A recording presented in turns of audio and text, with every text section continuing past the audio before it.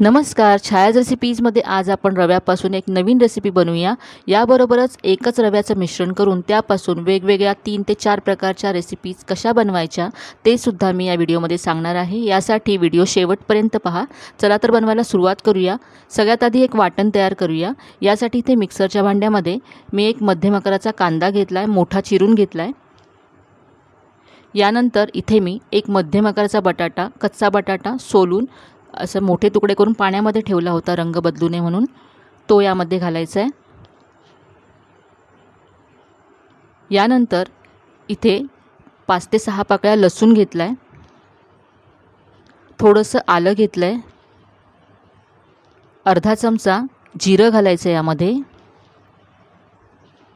आणि यानंतर 2 हिरव्या मिरच्या तुकडे करून घेतल्यात। आता पाणी न घालता याची पेस्ट करून घ्यायची आहे। तर इथे अगदी स्मूथ अशी याची मी पेस्ट करून घेतले। कांदा आणि बटाट्यामध्ये भरपूर प्रमाणामध्ये पाणी असतं, त्यामुळे यामध्ये अजिबात पाणी घालायची गरज पडत नाही।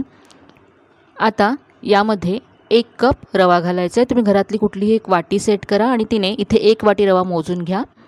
बारीक किंवा जाड कोणताही रवा तुम्ही इथे घेऊ शकता। आता यामध्ये 1 कप पाणी घालायचं आहे। जेवढा आपण रवा घेतला तेवढंच इथे पाणी घालायचं आहे। 1 कप रव्याला 1 कप पाणी हे अगदी परफेक्ट प्रमाण आहे। हे मिक्स करून घेऊया।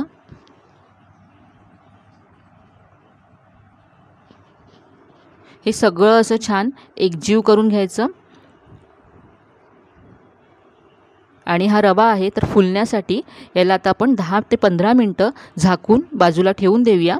15 मिनिटांमध्ये रवा पाणी ॲब्झॉर्ब करेल आणि छान फुलेल।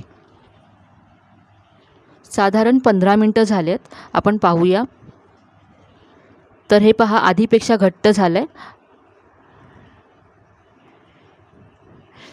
आता इथे गॅसवरती मी एक पॅन गरम करत ठेवलाय।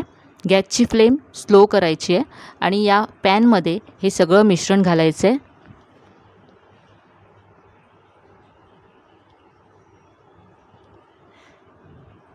आता हे मिक्स करायचं आहे। 2 ते 3 मिनिटांमध्ये जसं जसं रवा शिजायला लागेल तसं हे घट्ट व्हायला लागेल। अजिबात जास्त वेळ लागत नाही, लगेचच रवा पाणी ॲब्झॉर्ब करतो आणि ते पाहू शकता असं हे मिश्रण घट्ट व्हायला लागलं आहे।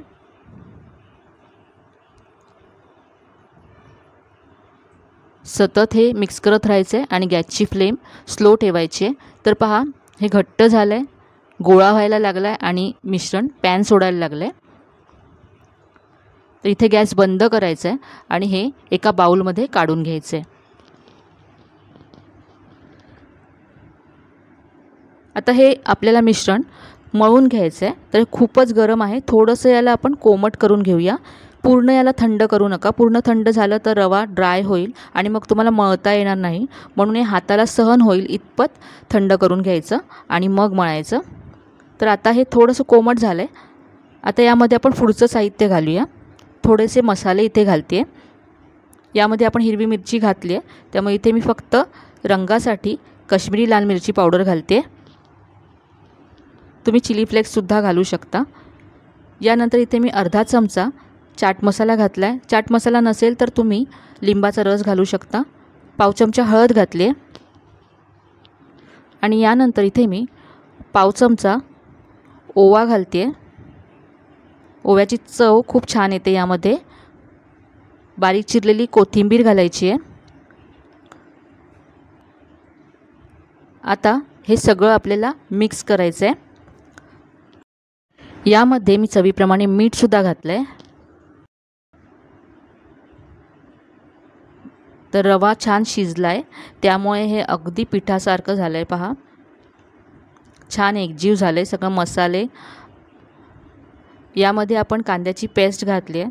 जर तुम्हाला आवडत असेल तर तुम्ही याच्यामध्ये बारीक चिरलेला कांदासुद्धा या स्टेजला घालू शकता। आता हा आपला जो पिठाचा गोळा तयार झाला, यापासून तुम्ही 3 ते 4 वेगवेगळ्या प्रकारच्या रेसिपीज बनवू शकता। तुम्ही या पिठाच्या पुऱ्या बनवू शकता। जर तुम्हाला तेलकट नको असेल तर तुम्ही याच पिठापासून पराठे बनवू शकता किंवा तुम्ही या पिठामध्ये थोड्याशा भाज्या घालून म्हणजे वाफवलेला मटार, किसलेला गाजर, कोबी हे घालून तुम्ही याचे व्हेज कटलेटसुद्धा बनवू शकता। त्याचप्रमाणे तुम्ही मुलांच्या आवडीचे नगेट्स, फिंगर्स बनवू शकता आणि फ्राय करू शकता. फ्राय करूनसुद्धा हे मस्त क्रिस्पी होतं. आज मी याच्या अशा गोल आकाराच्या टिक्क्या बनवणार आहे आणि शॅलो फ्राय करणार आहे. तर तुम्ही एक ही रेसिपी तुम्हाला हव्या त्या पद्धतीने बनवू शकता. कमी तेलामध्ये सुद्धा बनवू शकता आणि फ्राय करून कुरकुरीत बनवूनसुद्धा खाऊ शकता. तर इथे पहा मी असा मस्त टिक्कीचा याला शेप दिला आहे. आता इथे मी पहा सगळ्या टिक्क्या अशा तयार करून घेतल्यात. तुम्हाला हवं असेल तर तुम्ही मेदूवड्याचा जो शेप असतो तो देऊ शकता आणि याला फ्रायसुद्धा करू शकता. तसेसुद्धा हे वडे खूप छान लागतात. तर इथे मी शॅलो फ्राय करण्यासाठी तव्यामध्ये तेल गरम करून घेतलं आहे. खूपच कमी तेल इथे मी घातलं आहे. साधारण 2 चमचे तेल घातलं आहे. तेल गरम झाल्यानंतर इथे आपल्या टिक्क्या सोडायच्या आहेत. चवीला या टिक्क्या खूपच मस्त लागतात. तसंच हे जे पीठ आहे ते तुम्ही एअरटाईट कंटेनरमध्ये ठेवून फ्रीजमध्ये ठेवून दुसऱ्या दिवशीसुद्धा यापासून पदार्थ तयार करू शकता. तुम्हाला सकाळी घाई असेल तर आदल्या दिवशी तुम्ही हे पीठ तयार करून ठेवा आणि दुसऱ्या दिवशी सकाळी याच्यामध्ये पुढचं साहित्य घालून जी रेसिपी तुम्हाला बनवायची आहे ती तुम्ही बनवू शकता. एका बाजूने हे छान ब्राऊन झाल्यानंतर आपण उलटून घेऊया. दोन्ही बाजूने हे छान मी भाजून घेतलं आहे. खरपूस झालं आहे. रंगसुद्धा मस्त आला आहे. तर आता आपण काढून घेऊया. तर अगदी कमी तेलामध्ये या आपल्या टिक्क्या तयार आहेत. तुम्हाला डीप फ्राय करायचं असेल तर तुम्ही या टिक्क्यासुद्धा डीप फ्राय करू शकता. तर इथे सगळ्या टिक्क्या मी काढून घेते.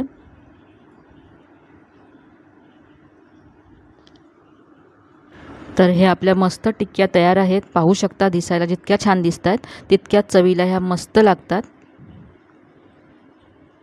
इथे मी टोमॅटो केचप बरोबर सर्व केल्यात. तुम्ही चटणी बरोबर सुद्धा या सर्व करू शकता.